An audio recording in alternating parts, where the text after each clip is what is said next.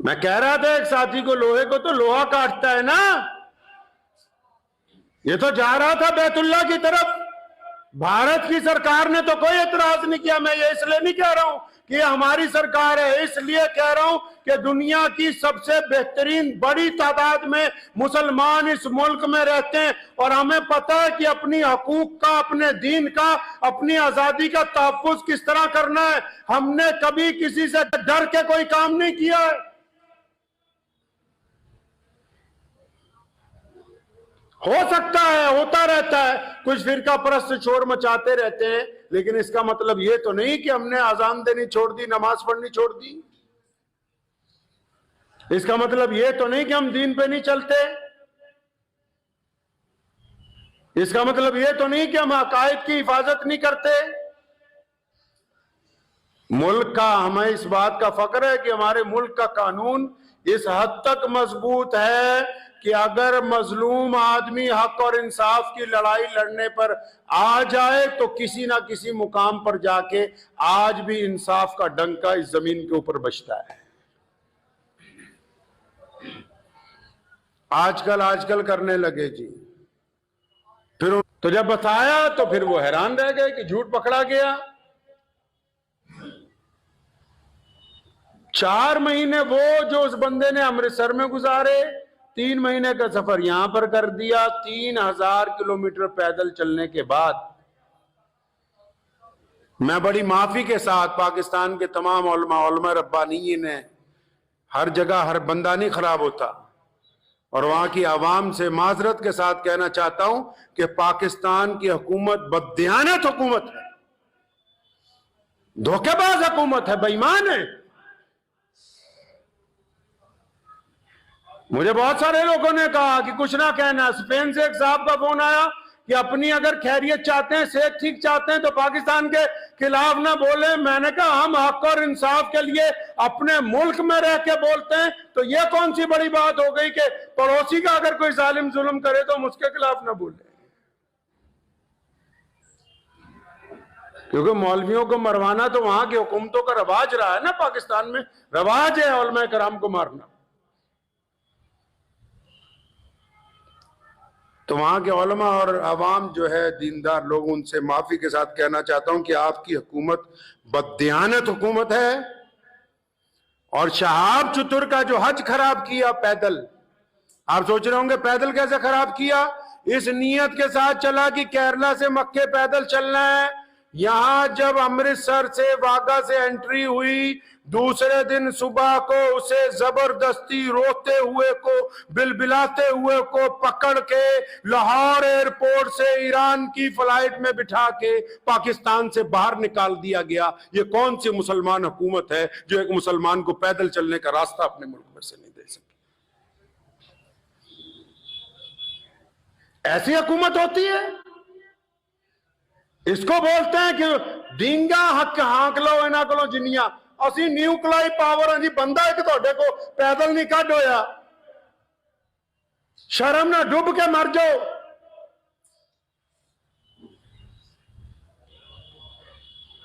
कितना करम है। मैं आप ये देखें, हम इस मुल्क में, अलग बात है जो फिरका परस्त कुछ कहते हैं, और जब कहते हैं तो उलमा उसका जवाब देते हैं, अदालतें उसमें इंसाफ करती हैं। लाखों मुसलमान नमाज पढ़ते हैं, सजदे करते हैं, इज्तिमा होते हैं, एक मुसलमान को पैदल रास्ता नहीं दे सके। एक उसका कसूर क्या है जी कि वो भारत में पैदा हुआ, क्योंकि वो हिंदुस्तान में पैदा हुआ है जी। काश के हिंदुस्तान की भारत की सरहदें ईरान तक लगी होती तो आज ये बंदा खैरियत के साथ चलता हुआ मक्का मुकरमा अपनी उम्मीद, और जो उसने अल्लाह ताला से अपनी उम्मीद दिल लगाया कि मैं पैदल वहां तक पहुंचूंगा, आराम से चला जाता। तो इस हुकूमत ने क्या बेईमानी, इस बेईमानी में सिर्फ पाकिस्तान एम्बेसी के अफसरान नहीं, शहाब चतुर टीम के कई गद्दार शामिल हैं। मुसलमानों को दिखाने भी लगे। वो बेईमान यूट्यूबर गिनती के चंद ईमानदारों को छोड़ के जो सारा दिन धोखा देते हैं, बिल्कुल जैसे रसूलुल्लाह ने गेहूं की बोरी में हाथ डाला, नीचे गीला गेहूं था। जो यूट्यूबर सारा दिन झूठ बोलते हैं सिर्फ चंद चांदी के सिक्कों के लिए कि 5,000, 10,000, 50,000 आमदनी हो जाए, दबा के झूठ बोल रहे हैं, तो ये भी तो मोहम्मद रसूलुल्लाह सल्लल्लाहु अलैहि वसल्लम के उसी हुक्म में शामिल है।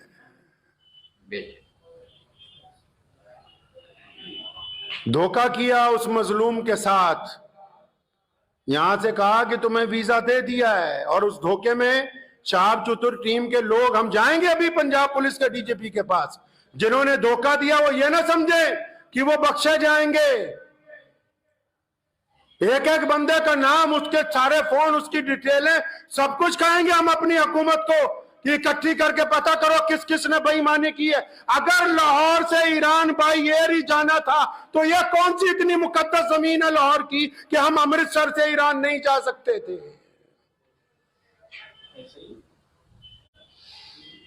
वहां कौन से बहुत बड़े मुहद्दिस बैठे हुए थे लाहौर के अंदर जिन्होंने उसे उठा के जहाज के अंदर बिठा दिया। आज भी यूट्यूबर झूठ बोल रहे हैं जी, सुभान अल्लाह माशाअल्लाह, वो बताओ कि रो रहा है, बताओ कि बिलख रहा है, बताओ कि उसकी उम्मीदों पर पानी फेरा गया, बताओ कि उससे बेईमानी की गई, बताओ कि शहाब चतुर को धोखा दिया गया, क्यों नहीं बोलते। एक मुसलमान के साथ बेईमानी, पूरी दुनिया के मुसलमानों को धोखा, फिर ये कहना जी असी तो मुसलमाना दी सरकार है, लानत है ऐसी सरकार के ऊपर। काफिर और कहते किसको है जी।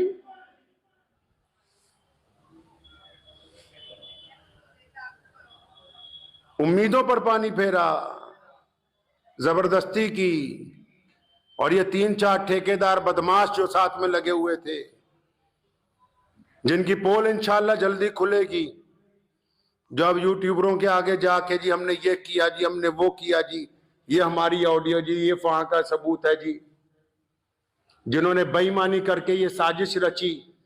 क्यों भेजा हमारे मुल्क के एक आदमी को धोखे से पाकिस्तान? अगर उसने रास्ता देना ही नहीं था, अगर वो उसको पैदल ताफ्तान तक पहुंचा ही नहीं सकते थे, अगर वो अपने मुल्क में, हमारे मुल्क में 3,000 किलोमीटर चला वो बंदा, केरला से लेकर अमृतसर तक, कदम कदम पर तमाम मजहबों के लोगों ने, मुसलमानों ने तो करना ही करना था, तमाम रियासतों की हुकूमत ने इस बात का ख्याल रखा कि चतुर आराम से गुजर जाए, चतुर को तकलीफ ना हो कि एक बंदा हज करने के लिए जा रहा है, तुम उसको चंद किलोमीटर अपने मुल्क में चलाने के बाद ज्यादती करते हो और फिर ये कहते हो कि हम मुसलमान हैं। मैं वहां के भी उलमा से, जो दयानतदार लोग हैं, उनसे गुजारिश करूंगा कि जो बेईमानी कर रहे हैं वहां बैठ के, इनकी पोल खोलिए, कम से कम पता लगे कि हक पसंद कौन है, बेईमान कौन है। हालांकि जिस अंदाज से लाहौर के लोगों ने उसका इस्तकबाल किया वो बताता था कि अवाम के दिलों में मोहब्बत है, लेकिन जिस अंदाज से वहां की हुकूमत ने उससे जबरदस्ती करके उसे अपने मुल्क से निकाला, ये साफ तौर पे ये बात वाज़ेह है कि वो एक कमजोर हुकूमत है। उन्होंने अपने मुल्क को कमजोर किया, अपने मुल्क के अवाम की ख्वाहिशात की तकमील की परवाह नहीं की, और एक हज पे जाने वाले के साथ बेईमानी की गई, धोखा किया गया है।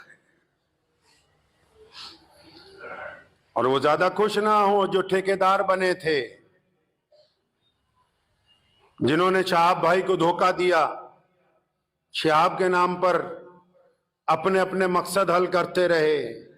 हमारे मुल्क के इस नौजवान के साथ जो बेईमानी की गई है, इसके मुतालिक इंशाअल्लाह ताला हाई लेवल इंक्वायरी होगी। आप उस रात को तो ये किस्सा इसलिए सुनाया, पूरी दुनिया परेशान है, कोई समझ रहा वहां जा रहा, कोई वहां जा रहा। अल्लाह के बंदे, इधर पहुंचा उधर बेईमानी, ये हमारा शेवा है, यह गुनाह हो गया। हिंदुस्तान में, भारत में कुछ हो जाए, पाकिस्तान का मीडिया पूरा शोर मचाएगा, ये हो गया जी, वो हो गया। तुमने एक भारत के मुसलमान के साथ क्या किया बताओ भाई, क्या किया उसके साथ तुमने? वहां क्यों रोता हुआ गया है वहां से? वो क्यों नहीं वो पैदल चल सकता था उन सड़कों के ऊपर? आज मैं जिम्मेदारी से बैठ के कहता हूं, आज अल्लाह का शुक्र इस बात पे अदा करता हूं कि 1947 में मुजाहिद आजादी रईसुल अहरार मौलाना हबीबुर रहमान लुधियानवी ने इसी जामा मस्जिद से कहा था कि इस मुल्क का क़याम ना करो, और जब हो गया फरमाया मैं वहां नहीं जाऊंगा। ये अल्लाह का शुक्र रहा कि हम इस जमीन पर हैं, गर्चे हमारी तादाद कम है लेकिन इज्जत के साथ 5 वक्त अज़ान दे के नमाज पढ़ते हैं। किसी मुसलमान के साथ कभी धोखा देने की नौबत नहीं आती है। इसलिए आप भी याद रखें, शहाब चतुर को दुआओं में तो याद रखें, लेकिन अपनी जाती जिंदगी में ये बात सीख लीजिए, अपनी जाती जिंदगी में ये बात सीख लीजिए, धोखा जिसको देंगे धोखा पलट के आएगा। चतुर का कुछ नहीं गया, अजर देने वाला अल्लाह है, उसकी नीयत पाक थी, उससे जबरदस्ती हुई है, अल्लाह के घर तक पहुंच जाएगा। लेकिन वो बदमाश चतुर के नाम पे जो ठेकेदार बने यहां, जो साथ में चलते रहे, जिन्होंने मुसलमानों को धक्के भी मारे, बदतमीजियां भी की, और बाद में उसको ये नहीं बताया कि वहां जा रहे हो, वहां जाते ही तुम्हें जहाज चढ़ा देंगे।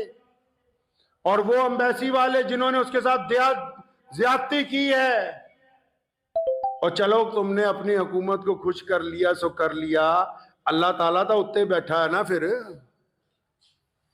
जवाब तो उधर देना है ना, खुदा नू वो तो मौजूद है ना। अल्लाह तबारक व तआला की जात तो देख रही है। तुमने जो बदमाशियां की हैं, उस मजलूम के साथ जो धोखा किया, बेईमानी की है, और ये यूट्यूबर जो झूठ बोल बोल के पैसे कमा रहे हैं, ये पैसा अस्पतालों में जाना है। एक हाजी के नाम पर झूठ बोल बोल के जो दौलत इकट्ठी कर रहे हो, ये काम आने वाला नहीं है। दौलत किसी का काम नहीं आई, और मेरे रसूल सल्लल्लाहु अलैहि वसल्लम ने दौलत को पसंद नहीं किया। इसीलिए आज जुमे की नमाज से पहले आज के खुतबे में ये बात आप हज़रात को बताई कि शहाब के साथ हुआ क्या। वो ईमानदारी के साथ चला, पड़ोस के मुसलमान मुल्क ने एक मुकद्दस सफर को बेईमान बना दिया, एक मुकद्दस सफर पर दाग लगा दिया। कभी कहा कि लेटर ले आओ, कभी कहा ईरान का वीजा ले आओ, कभी कहा आज चलेंगे कल चलेंगे। साथ में जितने लगे हुए थे खाने पीने वाले, उनकी तो मौज लग गई, उनको तो फायदा हो गया। वो कहते ना, चमन के वो खुद परस्त माली जिन्हें खिजार आस आ गई हो। समझ आई है शेर की नहीं आई? कहते जो चमन होता है ना बागीचा, तो कोई बागीचा जब उजड़ जाता है ना, उसमें एक माली रहता है देखभाल के लिए, उसमें एक माली होता है। चमन के वो खुद परस्त माली जिन्हें खिजार आस आ गई हो, मतलब एक बाग है बहुत बड़ा, उजड़ गया, तो उसका जो देखभाल करने वाला है ना, वो कहता है भी इतना फल तो दरख्त से आ रहा है रोजाना हर सीजन में कि मेरा गुजारा हो रहा है। अगर ये बाग ठीक हो गया तो लोगों को फायदा होगा, बाग ठीक हो गया तो मालिक को फायदा होगा। चमन के वो खुद परस्त माली जिन्हें खिजार आस आ गई हो, वो क्यों कर ये दुआ करेंगे चमन में फसलें बाहर आए। मताए गुलशन कुछ ऐसी बाती, चतुर के वफादार दोस्तों ने ना उनके दामन में फूल पहुंचे ना इनके दामन में खाक।